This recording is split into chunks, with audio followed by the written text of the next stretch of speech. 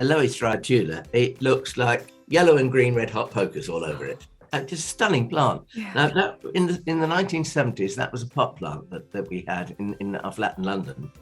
And then it came up to Norfolk, and then I don't know what happened to it. It got neglected. I was going to throw it out, and Graham said, give it to me and I'll put it in the desert. And so he did. And there it is. And I mean, it must be, I suppose, 5 feet across today, by 3 feet, and this great colony of it. These brugs have a minimum of 4 gallons every 3 days. And we mix the feed up. The strength is half strength. And welcome to episode 89 of Talking Dirty. Over at East Ruston Old VIcarage, looking beautiful in baby blue, we have Alan Edward Herbert Gray, our happy and very handsome horticulturalist. On this hot day in Cambridgeshire, where I think she is more likely to break records than I am, we have Thordis Maria Sophia Fredriksson. That's temperature records, by the way. Yes, I'm not sure what I'm personally going to do, but the predicted temperatures do keep going up and up. I have doors open, fans on. You look as cool as a cucumber, so that's absolutely wonderful. And by the way, it was episode 73 that you wanted to know about.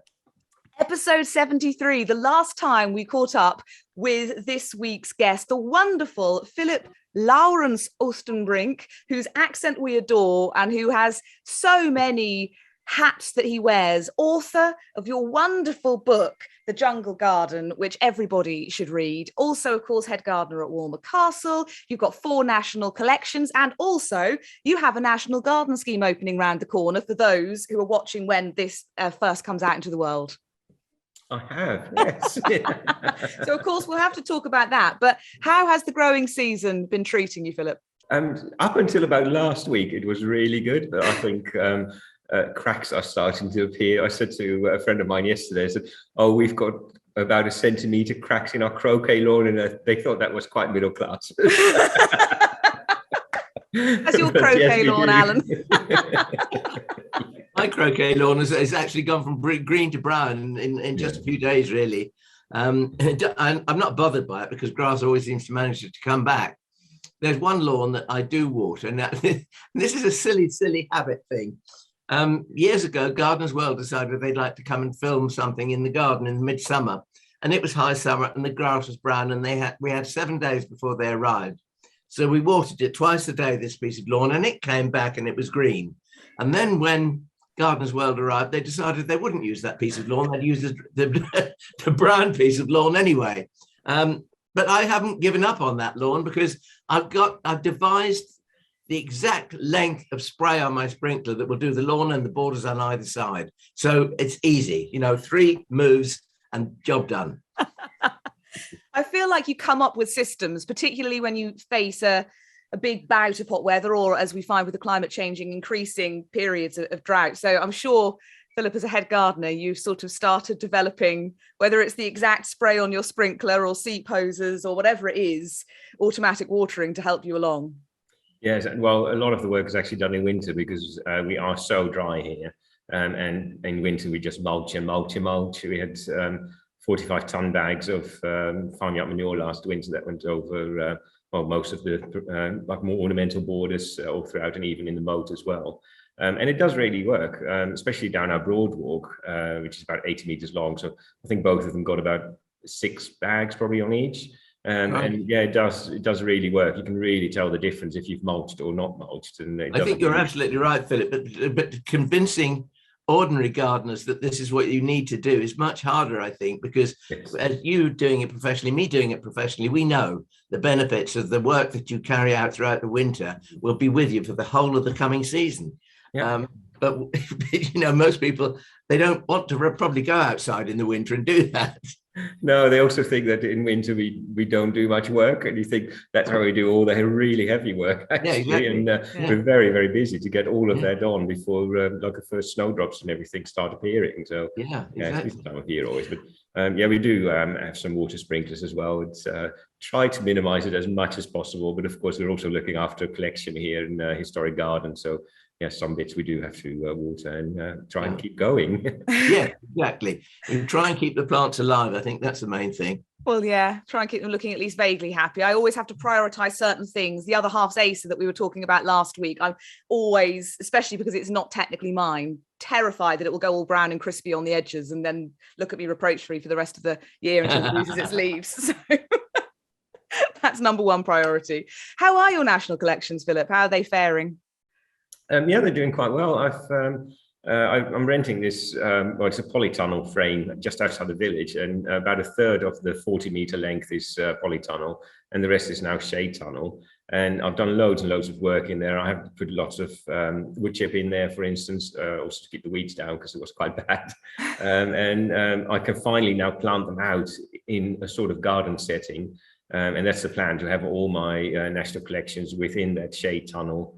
Yeah, being able to display them there. And yeah, of course, if they're planted in the ground, it's a bit easier than having to keep them alive in a pot. And I'm also possibly expanding my national collections. What are you going to do next?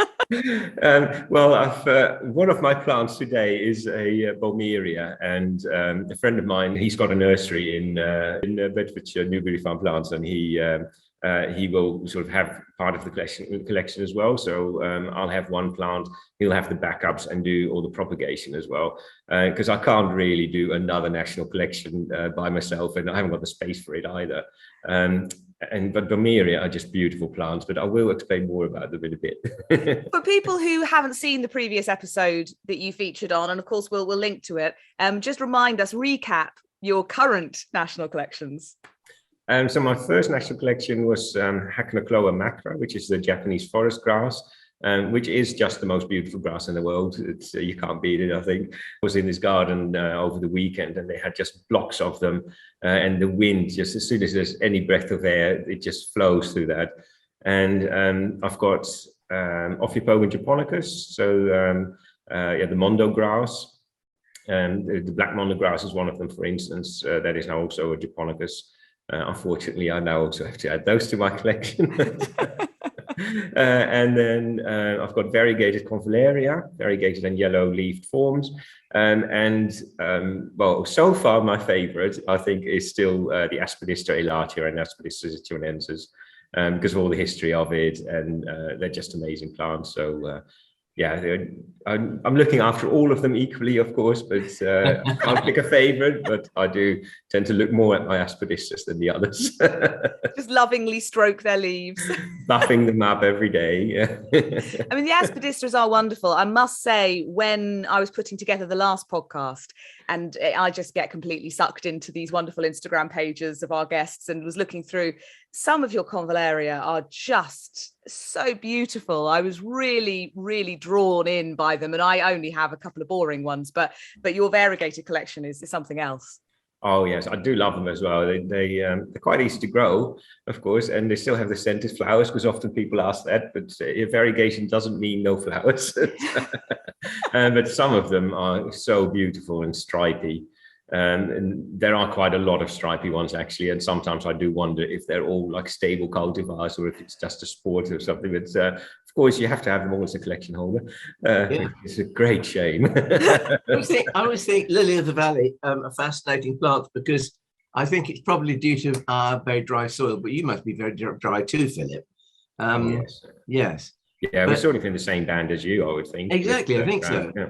But I mean, I've often thought the Convallaria, I mean, I buy, a nice variegated one when I see it, and I put it on the north side of a wall somewhere, and it doesn't do anything for about 3 years, and suddenly it goes, woo, I've arrived.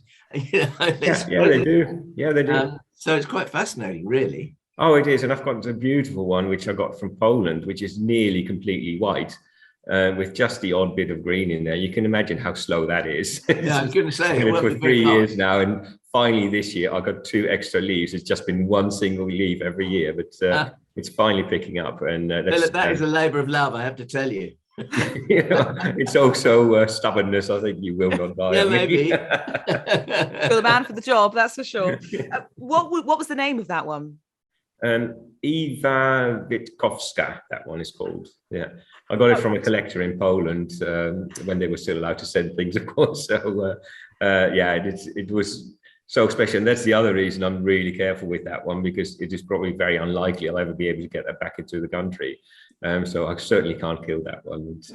There's some really nice ones. The best stripy one, I think, is Victor Pawlowski's Gold, which you quite often actually see at specialist nurseries.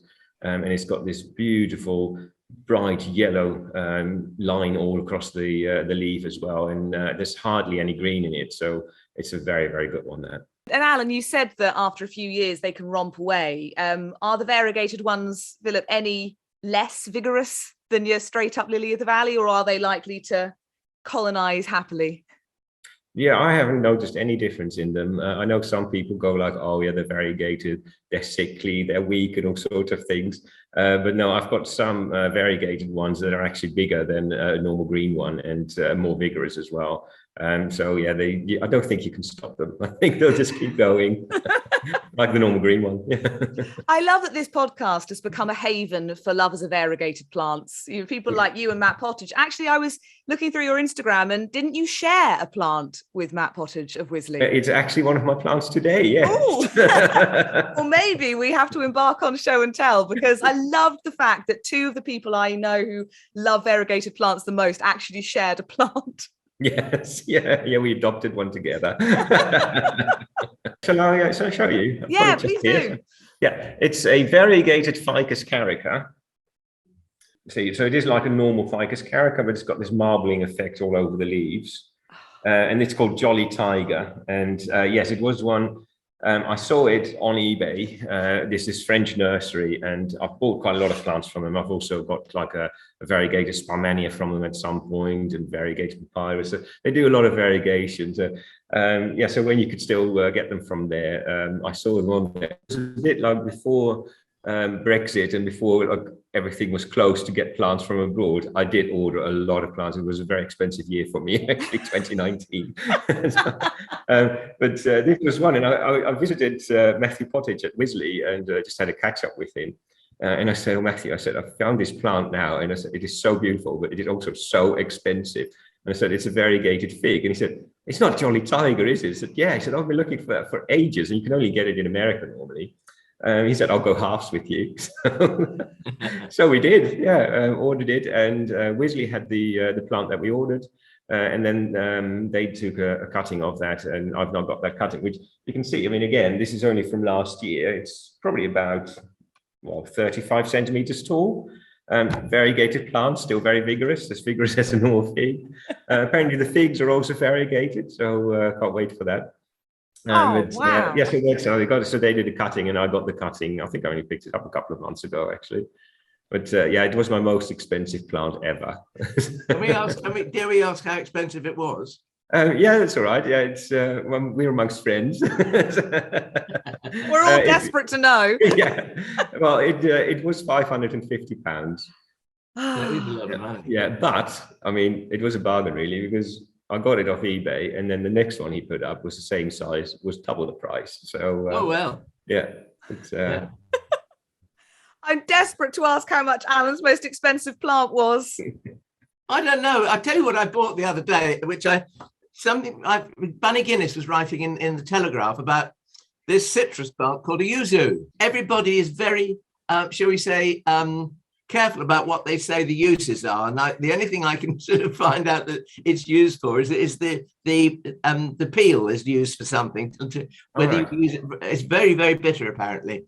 I'm sure we'll find out more about it as we go along. But Bunny Guinness had these two yuzu plants in her garden, and she grows them outside all the year round in what look like tubs, but they're bottomless tubs, and the roots go down into the ground. And I thought, well, that's rather nice. If you buy them, and then at the point of sale, they're probably not hardy, but if you keep them for 3 or 4 years, then you put them into the garden, and they've got a thick enough trunk, they'll be hardy. Obviously, a sheltered, sunny spot. And I did buy a couple of those the other day, and they were the princely sum of £115 each. And that's bargain. You should say cheapskate, Philip. My worst one actually before that was Musa Ae Ae, which is a variegated Musa. Yeah. And I got that from a nursery, and they sent it on like the coldest day in February. That was 150 pounds.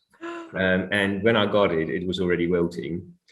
Within 2 weeks, it was dead, which was apparently my fault. So I didn't even get the money back. Oh, No. that's not fair. Yeah. So, then my Clifford gave me one last year. I think it was. It is a pain to grow, though. I did think if this one dies, then I'm going to give up on that one. So Yeah. I had it in my hot box. It grew beautifully. Took it out, and it just went. And now it's shot up another pup, and that's about 30 centimeters again. And I don't know what to do with it. I dare not move it. You know, it's one of those. Yeah, I know what you mean. Talking of, you said your hot box. I know that you have various different sort of tools at your disposal, and I saw you share a little kind of propagation tool you were using the other day. Yeah, the hydropod. Yeah. I thought I'd have a go at that because I only got a small one. I think it's got like 20 cuttings. Of course, I'm already regretting not going for the larger one. It's full. It was full within a day. But I've had some things in there which did really well. But then one of them was a Pilea umbrosa, which is a hardy Pilea. And my trainee had it for his plant ident, and even standing on a bottle for a week, it rooted. So I don't think the hydropod did much with that. But I had some, the other plant actually that's up here, which I was going to talk about, is Smallanthus maculatus. And I put some cuttings of those in as well. And those roots are about 10, 15 centimeters long already. So for those things, I think it really works quite well. Yeah, it's sort of, so it's like a normal propagator, but it's got this little fountain and a little aquarium pump underneath, and it just constantly waters the roots or the ends of the cuttings really, just keeps that moisture up, and that's how they root. So and now the other thing is, of course, how will they cope with now going into soil? What do you do then? So that always slightly worries me with any plant that you've rooted in water. Yeah, I mean, it's the getting them from the water into the soil and getting them making use of that soil. That's always the difficult bit. Yeah, no, definitely. And I think that's also how I killed a lot of other cuttings that I just either rooted them in water, or I did try moss and perlite as well. But I was trying to do Boehmeria cuttings, which are apparently really easy. And I have killed several of those, like so many. And it was often that stage of being in there. Could you just spell that name for us, Bo? It's Boehmeria. Shall I show you? Yes. Is this the one that looks a bit nettly? Oh, it looks very nettly. My neighbour, who knows nothing about plants, she's got white gravel in her front garden now because she couldn't cope with the lawn. That was too many plants already. But I had some when I popped in after work. I was carrying these plants. I said, "What kind of nettle have you got there then?" I said, "Oh, that's well done." But it is this beautiful leaf. I'll see if I can. But it almost looks. Some of them are much bigger than this. This is Boehmeria nivea. And but I've got another one which my Clifford gave me, Boehmeria platyphylla, and that's, I think, one of the ones that I thought, oh, I really want more of them. And that is like a massive stingray. It's like this big round leaf, and it's got this almost like a little tail at the end as well. They're really nice. And someone I knew introduced them to me like about 5 years ago, I think it was really completely mad about them. And then I thought, oh yeah, they're all right. But yeah, I do start loving them a bit more every time I get another one. I feel like when we've covered these before, some of them do sting, or are all the Boehmerias not stinging, and it's the ones that look similar that are stingers? Because I would be slightly concerned that I sort of accidentally buy one that was going to zap me. No, Boehmeria don't sting at all. It is part of the nettle family, but that's, of course, you can see it in the flowers, you can see it in the leaves quite often as well, but they don't sting. I did have something else, which was Girardinia, and they do sting, but they only last for about 20 minutes, so it's not too bad. It's not like actually our native stinging nettle, which you can still feel the next day or the day after sometimes. But no, these are really good, and I think they're really nice to combine with ferns. They love shade, and they're completely hardy as well. It's a hardy perennial. They love shade, and things like ferns or with grasses, things like that, just to get that contrast in as well, of course. Just a beautiful plant, love them. They made me reconsider nettles. I stopped by a big patch of nettles walking the dog with the other half the other day, and I said, just look, actually, if nettles weren't a rampant weed that stung us and hurt us, especially when we were children and we had bad associations, like, they're quite nice. He wasn't convinced at all. But No, there are quite a few in the nettle family. There are quite a few really nice ones. There's Oreocnide is another one, which is a shrub, but that has got that same leaf as a nettle, and of course that doesn't sting at all. So no, that's really good as well. there will be people who get to this part of the podcast and think we're all completely mad, but there we go. You probably all are. Oh, true. Yeah. Do you have any Boehmerias, Alan, at East Ruston? No, but I have plenty of nettles. I had an altercation with one yesterday, in actual fact, and it goes something like this. Lovely, hot, sunny day, and I have tiered displays, you've seen them, my cacti and succulents outside. And by July, they get weed seeds and that dreadful oxalis coming up in them. And I thought, well, today is the day I'm gonna muck them out, as it were, weed them and tidy them and repot as and when, if necessary. And there was a nettle growing in the bed next door, so I pulled the nettle out, and I got it. And I wasn't banking for the fact that it brought 15 cousins with it. And as I pulled it out of the bed, they whipped across my legs, and I had tingling legs. I can't feel them today, Philip, so they couldn't have been that bad. But it reminded me of what nettles can do, I'll tell you. Oh, yeah. Did you know you can get variegated ones as well, by the way, just normal stinging nettles, variegated yellow-leaved ones? I mean, it makes it even more attractive. Either that or they look as if they've been sprayed with weed killer. Yeah, but they keep it going, so good weed killer, or not very good weed killer then. Now, this plant over your shoulder that you mentioned you've been trying in your little prop box, what's that one again? Oh, so that is Smallanthus maculatus. And it's a huge plant. It's probably in a 10-litre pot, so it's difficult. I thought some greenery behind me, but I don't know if you can see that leaf. Yeah, it's beautiful, the size of my head, so rather large. And it's again a hardy plant, part of the daisy family, so it does get yellow daisy flowers as well. But the nice thing about this maculatus is that it has these spots all across the stem. There is Smallanthus sonchifolius as well, which hasn't got that. So it hasn't got the spots on the stem, but maculatus, that's this one. And can grow up to easily 2 meters, even 2.5. And I used one in my garden as well, and it just really fills this gap at the back of the border, and just fills it all out. So I love it, and it just dies down every year. So you have a nice perennial in your garden. It grows huge and these big leaves. So it looks nice in any garden, of course, but with a jungle garden as well, that foliage, the stems and everything like that, that will just add to it. Lovely thing. I've just managed to do 2 cuttings, so they're really good. They're going to Lullingstone, but, but in the hydropod, I've got more, Alan. I see you writing it down. Yeah, can you just say it again, Philip, please? Smallanthus maculatus.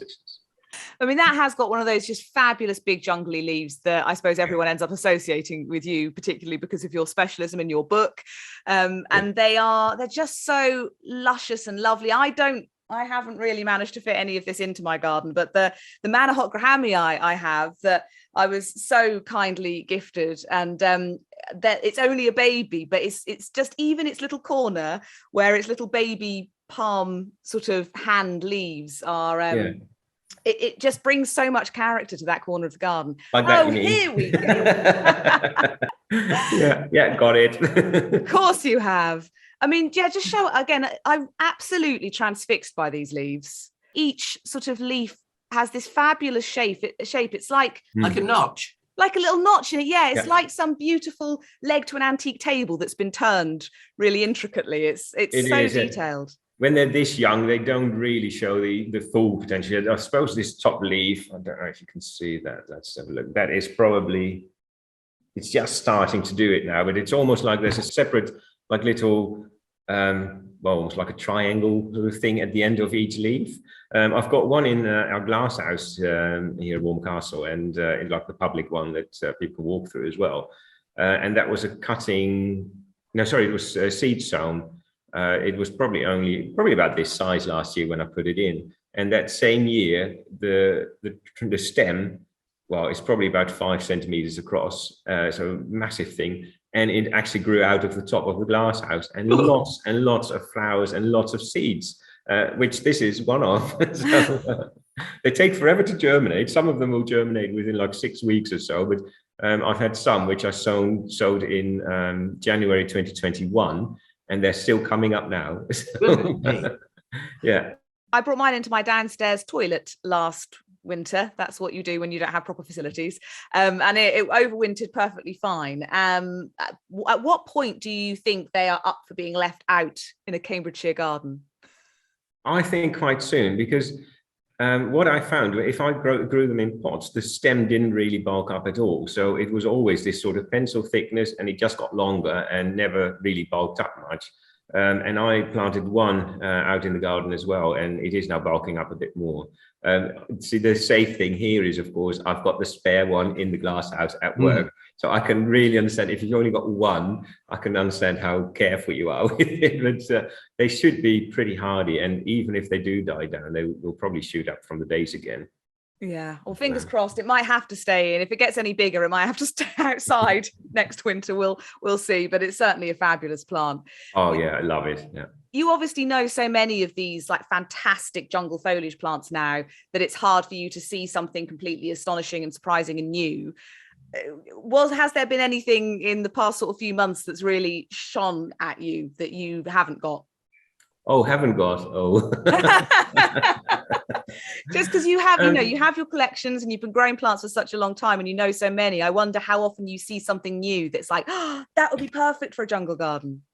Yeah, well, it is a lot of those Boehmerias, because of course I'm looking more into those now, trying to get those in. And Grow Wild Nursery has been amazing with that as well. They're trying to set up a national collection themselves as well of a wider group of plants. Yeah, so there are some. And I did an order with Plant Delights Nursery in March, I think it was, and I had a variegated Boehmeria in there as well. And I just thought I need to have that. I think it was something called like Solar Flare or Solar Flame, something like that. But it arrived, and unfortunately we got two and both of them died. So that was a great shame. So that's probably the one that I think, yeah, next time I'm just going to probably pick it up. Yes. I'll just do it. But yeah, that was one, definitely. Another one that I like is Zantedeschia, white giant, and I've actually seen a few now. I was given one, but it's a bit of a question: is it white giant or is it Hercules? Because I want that height, that massive plant in there. I planted one out. It's not huge yet, but yeah, hopefully it's getting there. They're sort of things that I love. The other thing is space for me. I mean, here we've got the jungle mode. I can put loads of things in there, of course. But at home, yesterday as well, someone offered me a climbing plant, and I said, yeah, I really love it, but I just haven't got space for it.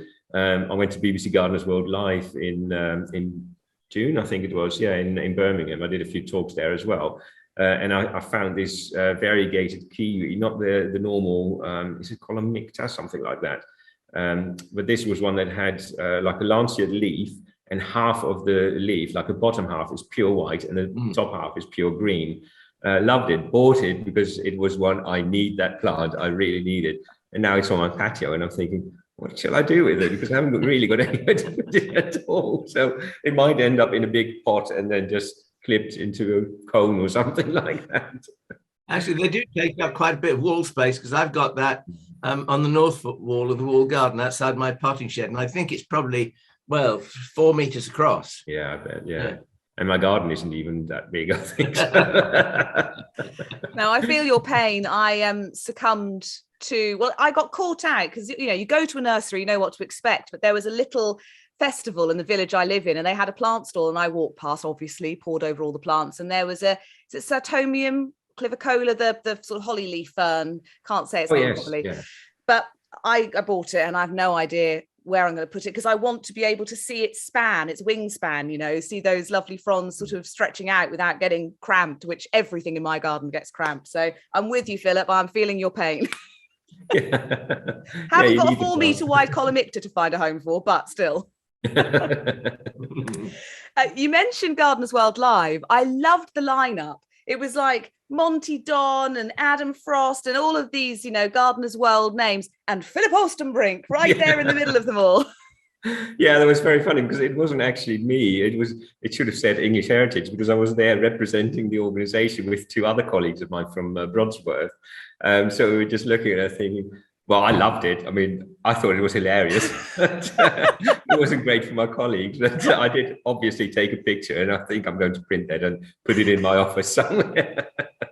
Well, we all know you're a star. That's why you're here on Talking Dirty. Now, where to next with your show and tell, Philip? Well, I was mentioning the order I did from Plant Delights, and one of the ones that I got is this. It is a Zantedeschia as well, and this one is called African Gold, and this is just the first one that's really starting to show its color. But you can probably only see the big lines, but you see just in the middle, there's another line there as well. So eventually that'll also widen up. So if the leaf is big, it will be completely yellow striped. And I just love that. It was actually, I did the order.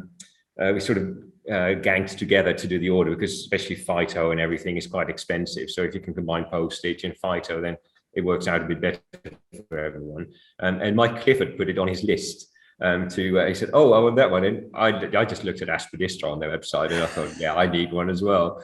Then I showed my friend Bruce, and he said, "Oh, I need one as well." So there's at least 3 of these in the country now.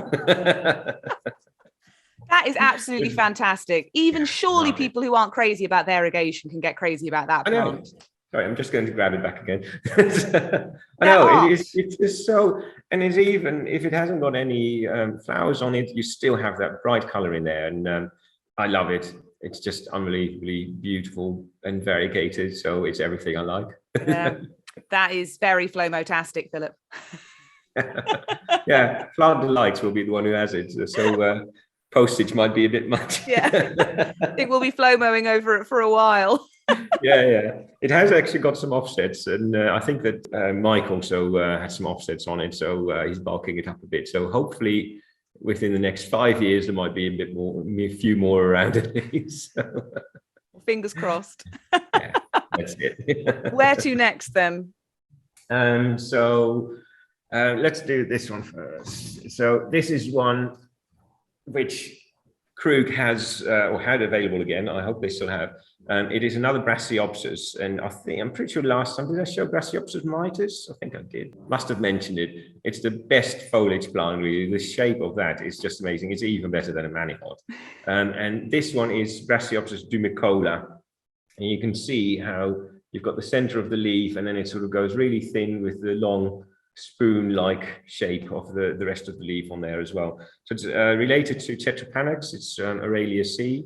And Brassiops are actually as hardy as a Tetrapanax, at least, if not a bit hardier. So I can't wait to see this. We've planted 3 in the moat here at work. And obviously I ordered one for myself as well, because otherwise, yeah, the fear of missing out again, isn't it?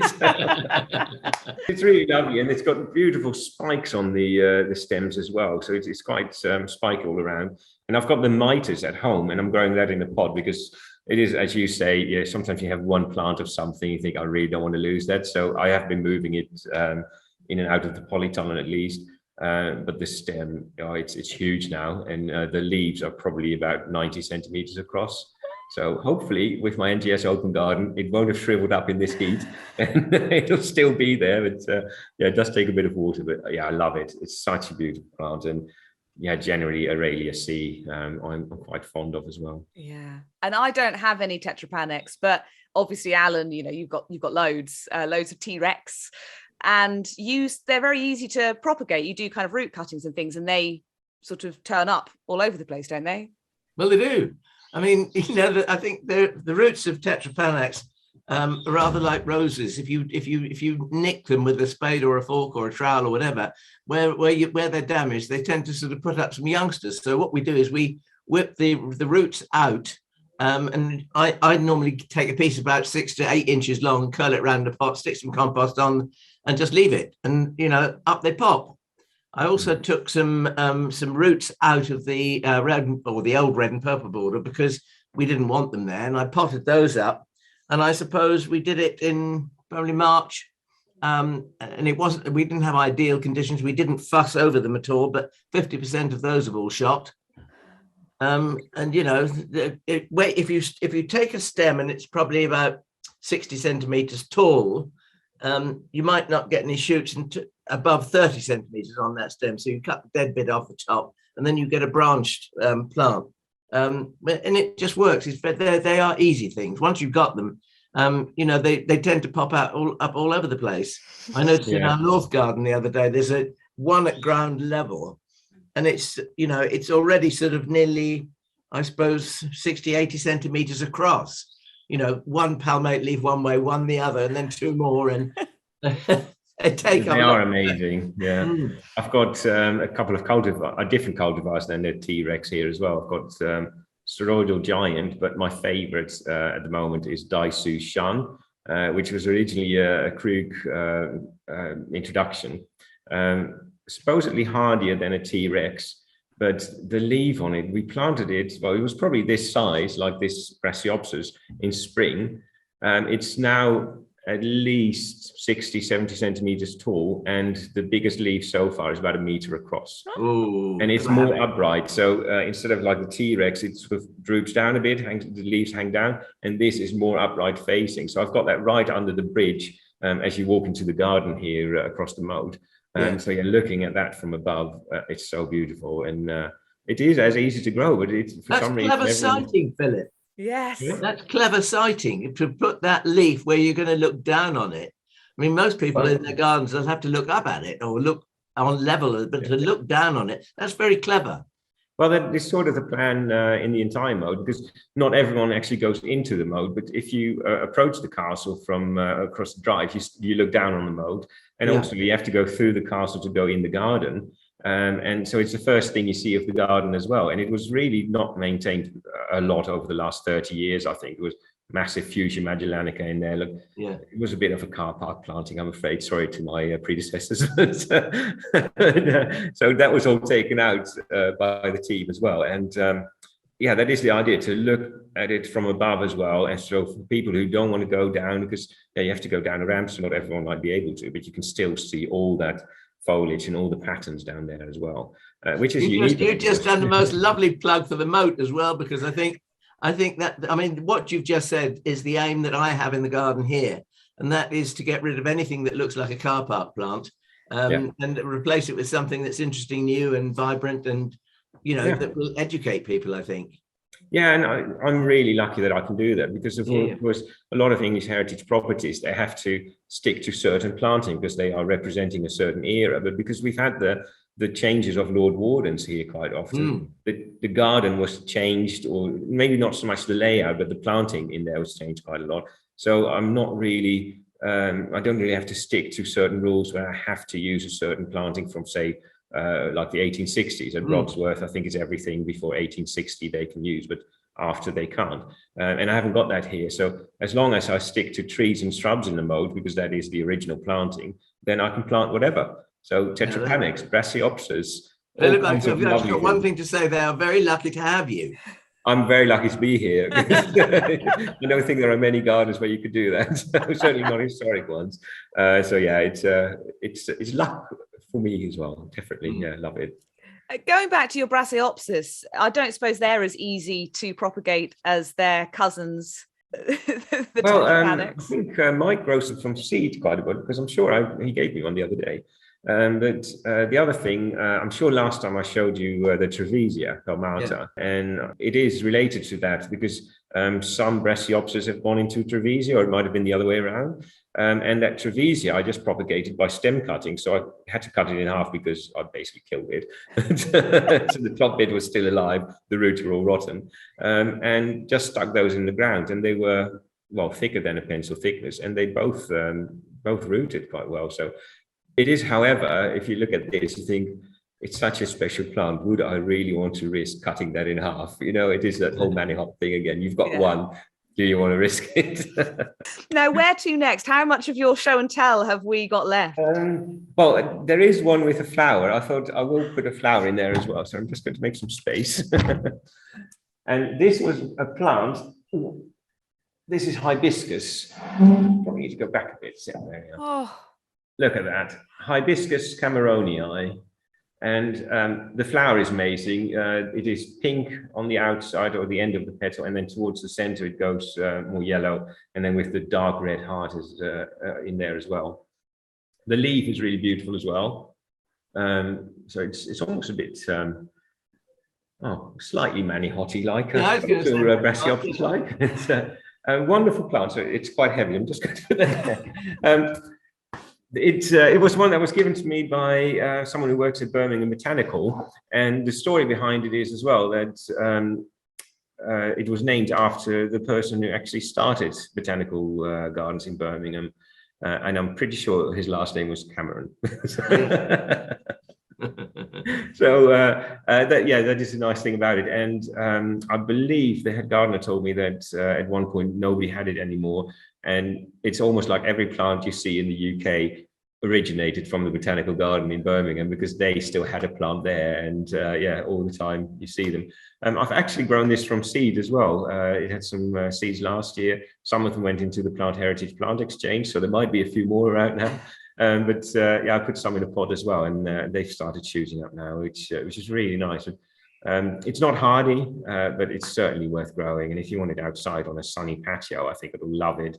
And then, if you've got a slightly larger downstairs toilet maybe to add this Manihot, then you should be all right. Next house, I'll make sure I look out for a bigger downstairs toilet. Yeah, that's it. Well, if only I had a sunny patio. That is a beautiful hibiscus. Oh yeah, exactly. It is really, really nice. We're growing it here at work, and I'm trying to bulk it up a bit as well, because I don't want to lose it, of course. But sometimes when it's in flower, it goes in the glass house. But normally it is just in my polytunnel, and tends to be me enjoying it because it is my plant. I love the organisation that's gone into this podcast, that we have a selection of plants from Walmer and a selection of plants that you brought in from your polytunnels at home. That's commitment. Yeah. Commitment to show and tell. Well, I drove down from Wrexham yesterday, and I just grabbed some bits out of my polytunnel. I thought, I'm sure I've got some more bits at work. So what else have we got from your polytunnel? Or have we exhausted it? I've got one more actually, which was in the polytunnel, doesn't have to be, but it's only because I haven't planted it out yet. But that is this, and that is Persicaria brush strokes. And I just love the pattern on that. There are quite a few wonderful Persicarias. I love them generally, and they're of course really easy to propagate as well. You can just grow them from cuttings. This was a main plant that I was given, but I have already done loads of cuttings of this one, which are going down in the mold again. So it works both ways. They get quite a lot of plants out of it, and sometimes I get a cutting as well. It's a fantastic leaf. I mean, we're so used to Persicarias with lovely leaves. So I don't think I actually know that one. It's really fresh and zingy. Yeah, it is. And the pattern on the leaf it's quite broken up. So it's quite often you see it as a V, but you can see it's almost individual dots all across the leaf there as well. And isn't there one called, I'm probably getting the rank wrong, it's Lieutenant, or is it Lance Corporal? I think it's Lance Corporal. So that has got the V of what they would have on their insignia. So it is a lot like this, but it is not broken up, that one. But they're beautiful, and yeah, something like this gives that impact as well. And I do find with especially with my smaller garden, originally, because I'm a plant collector, I would stick everything in there, and that's why my style was so good, the jungle garden, because you just cram everything in and you've got the jungle garden effect. But it did look very messy. So plants like this Persicaria, and at home I've got Compton's Red, which is beautiful as well. To have those in bulk, they sort of calm it down a bit. So it doesn't look as messy. You can have some repetition with that as well. And it of course helps that I've got the polytunnel outside the village, because I can now just put everything that I need and want and everything in there under automatic watering, and just grow it in there and just have my garden as a slightly more calm jungle. It is always the challenge with a small garden, messiness and sort of chaos. That's generally what I'm dealing with, is absolute chaos. So, well, yeah, and I found that when I wrote the book as well, I looked at all these other gardens that Sarah Cussell had photographed for us, and it just, I just prefer them to my own garden. So it's almost like if I look in the book, I've since changed the garden because I wrote the book basically, and I saw how other people did it, and to get that more the calmness in there, not so messy. Because if you have all these different things in there all the time, then of course, it's just going to look a bit more chaotic. Yeah. I'm with you on that as well. I also need to change my garden, but I need to find a polytunnel first. I know, I am very lucky, yeah. What a wonderful selection of show and tell from both Walmer and your polytunnel at home. A little bit of professional Philip, a bit of home Philip. Wonderful. So yeah, it sort of merges into each other though. Philip, tell us about your National Garden Scheme opening, and when is it and what time it is and all the rest of it. It's on Saturday, August the 6th, and it's £3 to enter, which of course all goes to, it goes to NGS, but also Plant Heritage gets 10% as a dedicated charity. And the NGS, well, if you want to know which charities they support, it's a huge list. It's on their website, of course. It's from 1 till 5 in the afternoon. And I am in Ash, near Sandwich. The property is called 12 Woods Lee, with LEY at the end. And plants will be for sale. So there will actually, this Manihot, this particular one, will be for sale. Some lucky person's going to get their mitts on that. Yeah. Well, last year I had people come down from London to buy the Manihot actually. So yeah, they arrived 10 minutes early strategically. This is like our friend Richard Hobbs, where people are loitering at the gate before his garden opens because they go straight to the plant stall. They don't even glance at the garden. They're on a mission. No, that was it. Yeah, straight through the garden, because you have to go through my house. In my living room, I'll actually have the National Collection of my Aspidistras on display as well. Because generally I have got some Hakonechloas obviously in my garden, but the collection is held outside of my garden. But that's in there. But a lot of people just waltz straight through the garden up to the back where the plant sales are, and then go and have a look at the garden. Well, fingers crossed, between now and then, there's a bit of rain to help you out and a little bit less heat, but I'm sure it's going to look absolutely wonderful. Even if I get the feeling from everybody that National Garden Scheme openings are wonderful, but quite stressful in the lead up at least. It's the morning usually. That's the problem. You have to put the signs out and everything, and that's when you think, oh, I should have really done a bit more last week. Story of my life. Well, before we let you go to continue preparing for your NGS opening and get back to work at Walmer, we must do FLOMO. FLOMO, of course, being that feeling that I'm sure you're familiar with, a fear of missing out you get about a flower or a plant. We're all having lots of it from all your wonderful plants, and my goodness, you give it with all of your variegated Aspidistras and Convallarias and everything. On a slightly sort of jungle-y theme, a little bit sort of tropical looking, I have yet another FLOMO from the wonderful Brian Ellis, who we featured on our Galanthophile special kind of a couple of years back. People who aren't following Galanthaholic on Instagram must, because it's not just snowdrops. All year round, the most amazing plants, from his Benton end irises to everything.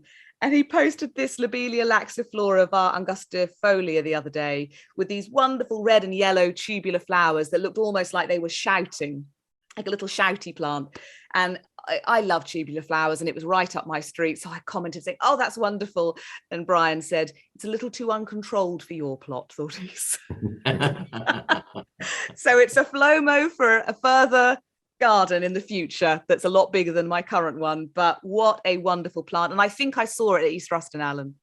You did indeed, yes. Yeah, we've got it in a moment. Quite a lot of it. Yeah, I mean, it seems fab. I've been kind of going around. I saw it at East Ruston and I took photos of it, and I didn't actually know what it was at that point. So I mean, yes, exuberant, enthusiastic, but also fab. Where are you at with your FLOMO, Philip? Well, there is the one that is a recurring one, and I don't think I'll ever get it, but there is the variegated Trachycarpus fortunii that is so high on my wish list, and bloody Matthew Pottage got it. Yes! He beat me to it. So there's a beautiful one at Wisley in their tropical garden, right at the end, and it's amazing. And he did actually tell me where he got it from, and I emailed the nursery, and they say, oh yeah, we hardly ever see them, and they're very expensive. I thought, well, I've just spent £500 on Ficus, really. So how expensive can it be? Maybe you don't want to know. No, I haven't asked actually, but I might ask. But yeah, that is one.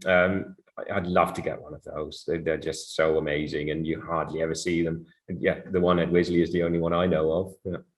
Yeah, I completely understand that. I've seen photos from Mr. Pottage and it's very eye-catching indeed. So I think we probably all would like that, though not necessarily quite as much as you would like it. Where's your Flomo at, Mr. Gray? Well, can I have one of everything we've talked about? They're all rather up your street. But the one that stood out for me was Zantedeschia African Gold. I thought that was lovely. And I'm going to try and do that. I've always often worried, Philip, about buying from Plant Delight's nursery, but you obviously can do it relatively easily. Yes, sort of. Yeah. I mean, on their end, they do an amazing job. It's nothing. The problem isn't with them. It's just getting them here and then actually getting them through customs in the UK is a big problem. And now, of course, you have to be peach registered as well, which I had to do within like 48 hours or so, because I didn't know you had to. But the way Plant Delight packages everything and sends it off, it is amazing. And yeah, as I said, the problem is of getting them over isn't with them. It is just here in the UK where things are just left, even though it says plants on there, they just don't seem to be in any rush to do anything with it. No. And that's been that's lot of great shame, actually. Yeah, it is. Yeah, because it's got all the certificates, all the phyto and everything in there. So it shouldn't take that long, really. No, exactly. Zantedeschia African Bold is going to be my Flomo, but I mean, there's White Giant sounds good too. I've got Hercules, and I mean, I don't know how you. I mean, White Giant presumably is bigger than Hercules, is it? Well, there is a bit of a debate which one's which, but it's Hercules. Has it got green leaves? Yes. Yeah, so White Giant has got spotted leaves. Right. Yeah, it's just tall with still quite small flowers, sort of the same size flowers, but just everything is just taller on it. Yeah. It's really lovely. But if you have a bit of your Hercules, I'll swap it for a White Giant. That's the kind of deal we like on Talking Dirty. A deal, yeah. Well, Alan's always happy when he can do a plant exchange with the guest. Philip, thank you so much for coming along. I wish you all the best with your pleasure. National Garden Scheme opening. And please come back again and wow us with all your wonderful plants. I'll start making a list again. Thanks very much for having me. Until next time, everybody, happy gardening. Happy gardening. Hey. Yay. Hey. Everybody turned up all at once. Thank God. Hello, Philip, can we hear you? I hope so. There we are. Yeah. Let's turn one row of lights off because I see it's a bit bright up there, so I'll be back. Got a halo. Yeah, that's about normally I have. And Alan's sorting out his screen. So well, just somehow, I mean, you look absolutely perfect. I look rather dark. Do you know why? I have a great big light. In Bedfordshire, Newbury. Sorry, that's it. That's going to be a cut bit, isn't it? Blooper! So we've got the final show and tell we've had from your polytunnel. Are there any left from Walmer? No, I think that's it, actually. The Manihot we covered. No, that's all of them. We did it! Yeah. And so it's it's a very difficult to show, but I don't know if you can see that. No, it just looks like black stem, doesn't it? Trust me, it's beautiful.